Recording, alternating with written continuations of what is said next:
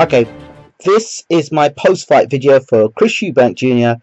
versus Billy Joe Saunders. As you know the story, Billy Joe Saunders, British, Commonwealth, European, undefeated middleweight champion, and Chris Eubank Jr.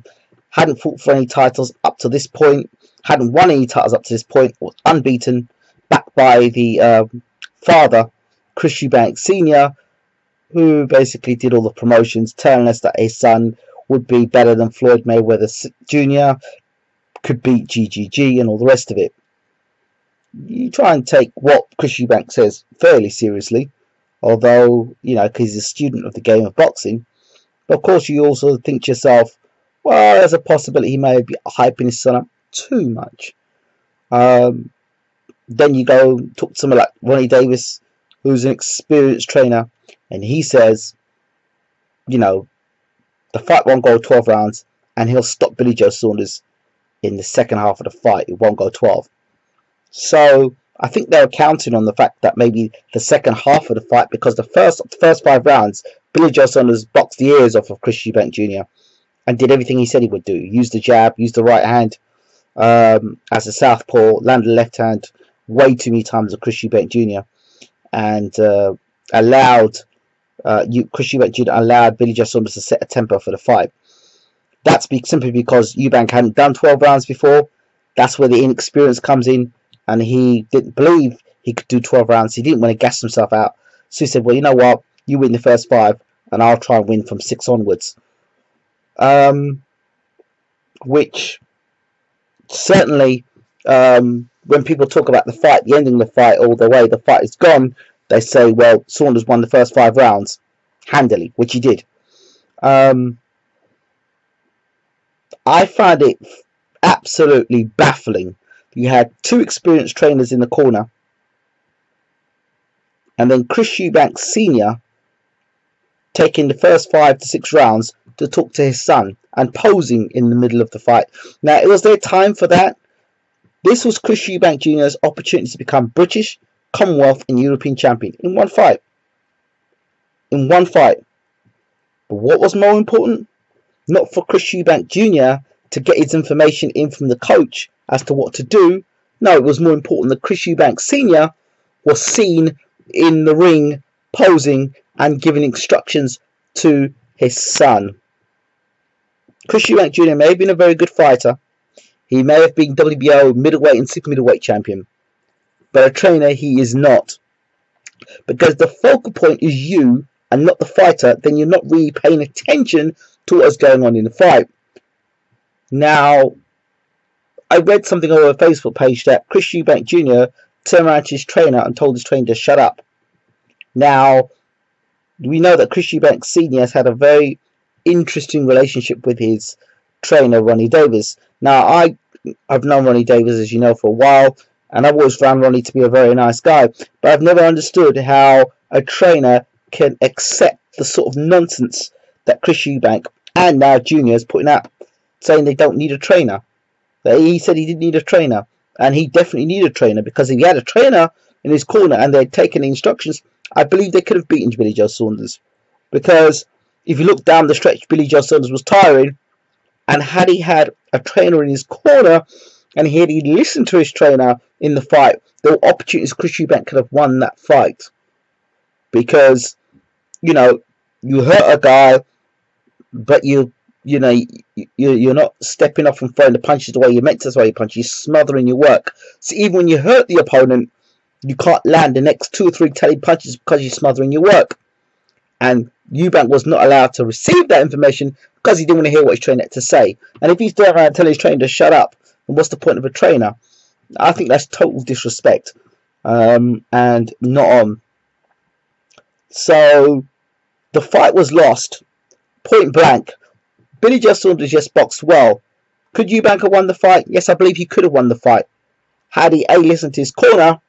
And you've got to ask yourself the question, if he's not listening to his corner, how much more training could he have done if he had listened to his corner and got himself into better shape? Because then would he have lost the first 5 rounds? Don't know. Would have made it even closer fight. Billy Joe Saunders didn't win the fight in devastating fashion. He won the fight on points by a few rounds, yes. But when Eubank actually started putting the pace on, actually taking the fight to Billy Joe Saunders, we saw a much closer competitive fight. Bearing in mind, when Chris Eubank went forward, he looked sloppy. When Chris Eubank went to try and set attacks up, at times he was going off balance, and he didn't look like a fighter that had the foundational wherewithal. Now, I said this in a video that was posted recently of Eubank looking great on pads. It is great to look good on pads, but I repeat, pads do not hit back. Anyone who's been in boxing understands pads don't hit back. What Mayweather does and hits the pads is one thing, but Mayweather can fight and he can box, and you know that. You've seen that. Chris Eubank Jr. He looked great on the pads, but when it came down to it, those things did not help. The young man's got a good engine, so it may seem, and he has a decent work rate. Like I said before, the talent is there, but will the ignorance or the arrogance of his father play a part in the future? Ask yourself this question. If Chris Eubank Sr. was not in that corner and he was doing what a father should be doing, a la Billy Joe Saunders' father, and sitting in a seat ringside and keeping his mouth shut, if you'd done that, maybe, just maybe, Eubank could have won the fight. Eubank's father has got too much control in his son's life, as far as I'm concerned. He needs to know when to back off, and his career is done. It's over. Now he's not only just overshadowing his son's life. Now he could be the direct reason why his son has lost the fight. The direct reason. So Eubank Jr. doesn't just have to fight Billy Joe Saunders in the ring. He also has to deal with the antics of his father wanting a bit of limelight. Can you believe that? Well, I mean, what was the point? What was the point of Eubank standing around for 5 rounds doing that? And this is the next generation, and Chris Eubank Sr. Jr. is meant to be the next generation of fighters coming through. It's ridiculous. It's ridiculous. In an interview I did with James Bashir, which we'll be uploading later, James Bashir basically says that Chris Eubank Jr.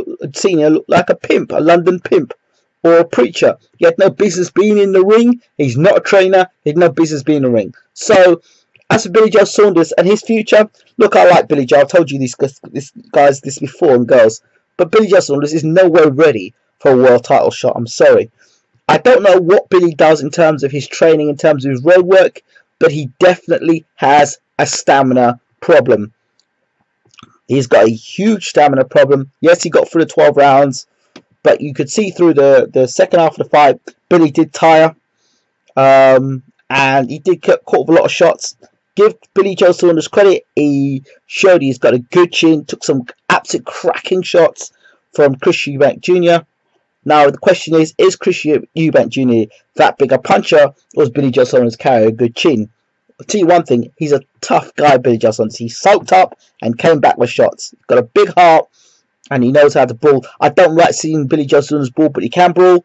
I like to see him box. He uses nice boxing skill, which he's got.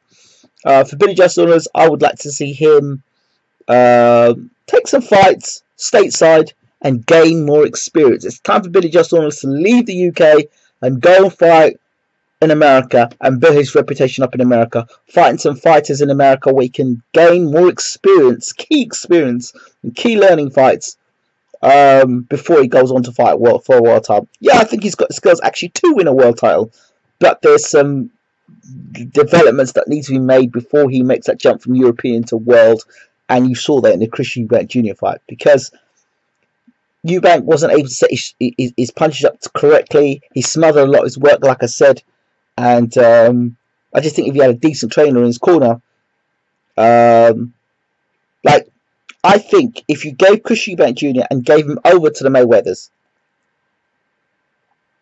gave him over to Mayweathers, and the Mayweather said, you know what, you as a father can come along and support your son, buy a seat, and tell Eubank Sr., this is where you belong, this is your time as a fighter is over, and let us train him.